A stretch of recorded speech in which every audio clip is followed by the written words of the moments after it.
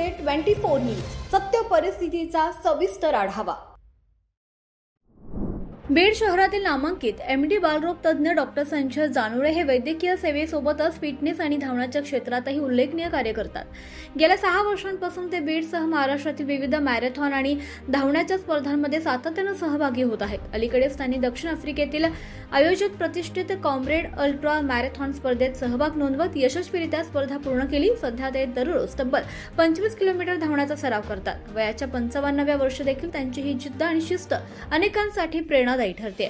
धावण्याबरोबरच योगा अभ्यासाला सुद्धा ते तितकेच महत्त्व देतात। तालुका, राज्य, राष्ट्रीय आणि आंतरराष्ट्रीय स्तरावरील विविध स्पर्धांमध्ये त्यांनी सातत्याने सहभाग घेतलाय। वैद्यकीय क्षेत्रासोबतच ते साहित्य, लेखन आणि सामाजिक क्षेत्रातही सक्रिय असून त्यांच्या लेखांचे महाराष्ट्रातील विविध राज्यस्तरीय वर्तमानपत्रांमध्ये प्रकाशन झालंय। या उल्लेखनीय कामगिरीबद्दल बीड शहरातील लोकप्रतिनिधी, विविध क्षेत्रातील डॉक्टर, सामाजिक कार्यकर्ते आणि मान्यवरांच्या हस्ते त्यांचा शाल, श्रीफळ आणि पुष्पगुच्छ देऊन सत्कार करण्यात आला। यावेळी आमचे प्रतिनिधी डॉक्टर RK आरसूड यांनी डॉक्टर संजय जानोळे यांची त्यांच्या नियमित धावण्याच्या सरावादरम्यान विशेष भेट घेतली।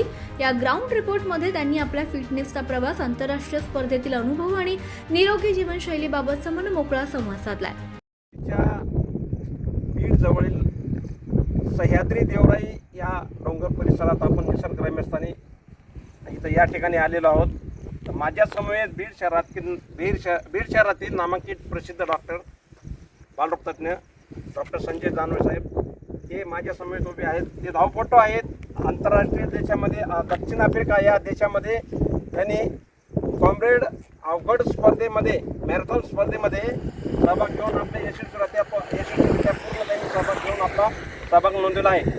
तर या पूर्ण त्यांच्या अनुभवानंतर त्यांच्याशी आपण सविस्तर चर्चा करणार आहोत। महाराष्ट्र टुडे 24 लाईव्ह या मराठी चॅनलच्या माध्यमातून आपले हार्दिक स्वागत। नमस्कार। मी डॉक्टर संजय जानोळे, बीडला मी बालरोग तज्ज्ञ आहे आणि गेल्या 6-7 वर्षापासून धावण्याचा सराव करतो आणि या सरावातूनच मी एक मॅरेथॉन पट्टी म्हणून उदयास आलो। प्रत्येक धावपटूचं एक स्वप्न असतं की आयुष्यात एकदा तरी त्यांनी कॉम्रेड रेस धावली पाहिजे। कॉम्रेड रेस ही अल्ट्रा हिल मॅरेथॉन आहे। जगातली सर्वात अवघड मानली जाणारी ही एक मॅरेथॉन असून यामध्ये मॅरेथॉन म्हणजे मानवी क्षमतेचा प्लस पाहणारी मॅरेथॉन आहे। 90 किलोमीटर अंतर अवघ्या 12 तासात पूर्ण करावं लागतं। या मॅरेथॉनसाठी आमचा सराव गेल्या 5 महिन्यापासून चालू होता। मुंबई येथे संपन्न होणारी टाटा मॅरेथॉन 42 किलोमीटर अंतर 4 तास 50 मिनिटात पूर्ण करणं हा या कॉम्रेडसाठी पात्रतेचा निकष आहे। आम्ही मुंबई मॅरेथॉन 4.5 तासात कंप्लीट केली आणि भारतातर्फे कॉम्रेडसाठी आम्ही पात्र ठरलो। आमचा सरावात सुरू झाला। सरावाचाच एक भाग म्हणून आम्ही बीडच्या सह्याद्री देवराई पालवण परिसर इथं सराव फेब्रुवारीमध्ये लोणावळा येथे संपन्न झालेल्या आता अल्ट्रा मॅरेथॉनमध्ये 50 किलोमीटर अंतर पार केलं। मार्चमध्ये सह्याद्री नाशिक येथे सप्तशृंगी गडावर 65 किलोमीटर अंतर धावलो। मेमध्ये पुण्याच्या ND अकॅडमीमध्ये 60 किलोमीटर अंतर आम्ही पार केलं आणि साऊथ आफ्रिकेला गेलो। कॉम्रेड स्पर्धा ही 2 दरवर्षी वेगळी असते। म्हणजे अप हिल म्हणजे डर्बन ते पीटर मारिट्सबर्ग म्हणजे अप हिल म्हणजे चढाचा कोर्स असतो आणि दुसऱ्या वर्षी मग तो पीटर मारिट्सबर्ग ते डर्बन असा उताराचा कोर्स असतो।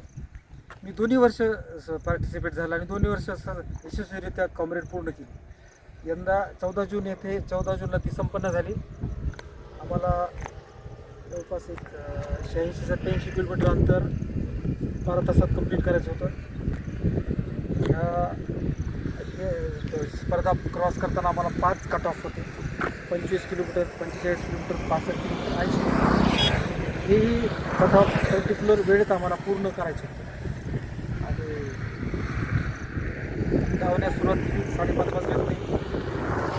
होताना असं वाटत होतं की आजचा दिवस हा आमच्या आयुष्यातला सर्वात वाईट दिवस आहे। धावणं सुरू केलं, सुरुवातीला भेटणं होत होत्या, पुढे सोडले नाही, संयम राखला, धावणं चालूच ठेवलं. 80 किलोमीटर झाल्यानंतर असं वाटत होतं की पाय थकले. आता धावण्याचं बळ नव्हतं, ही स्पर्धा सोडून द्यावं असं कधी कधी मनात येत होतं. पण आम्ही सराव केला होता.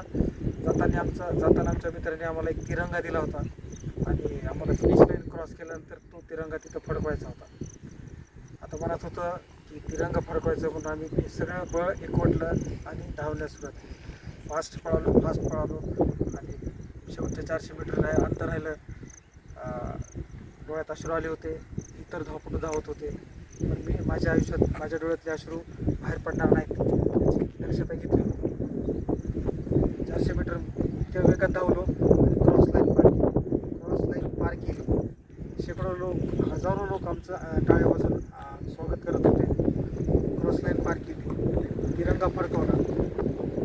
तिरंगा फडकवण्याचं सौभाग्य मला मिळालं. हा माझा सर्वोच्च तो क्षण माझ्या आयुष्यातला सर्वात आनंदी क्षण होता.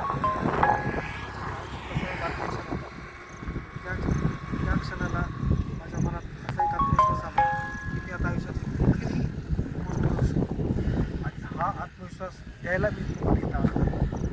बलशाली भारत हो हे बिरीद मनाशी बाळगून मी अनेक लोकांना धावण्यासाठी प्रोत्साहित करत असतो. त्याचं काम गेल्या 5 वर्षापासून करतो. अनेक धावपटू मी तयार केले आणि धावण्याचे अनेक फायदे आहेत. हृदयविकार होत नाही, डायबिटीस, शुगर कंट्रोलमध्ये राहते, रोगाचा धोका राहत नाही, मानसिक आरोग्य सुधारतं, कोलेस्टेरॉल कमी होतं वगैरे. पण त्याहूनही पुढे जाऊन मी सांगेन की जेव्हा आपण धावतो ना तेव्हा आपण आपल्या शरीराची क्षमता आणि मनाचं एक आपली किती कणखर आहे हे टेस्ट करत असतो. जेव्हा आपलं धावून आपण आपली फिनिश लाईन क्रॉस करतो त्या क्षणी आपल्याला एवढा आनंद होतो, आत्मविश्वास जागवतो आणि हे जग खूप सुंदर दिसायला लागतं. तर मित्रांनो, आपण सुद्धा धावण्यासाठीचा संकल्प करा. धावण्यासाठी आपल्याला जी काही मदत हवी असेल, काही आपले प्रश्न असतील तर त्या उत्तर देण्यासाठी मी नेहमी तयार असेल. मला आपण बोलण्याची संधी दिलीत, आपण इथे आलात, माझ्याशी संवाद साधला, त्याबद्दल मी तुमच्या सर्व टीमचे डॉक्टर अडसूळ यांचे खूप आभार मानतो. धन्यवाद. महाराष्ट्र टुडे मराठीसाठी bureau report doctor RK Adsul, Beed. आजच महाराष्ट्र टुडे 24 न्यूजला सबस्क्राईब करा आणि सत्य परिस्थितीचा सविस्तर आढावा पहा.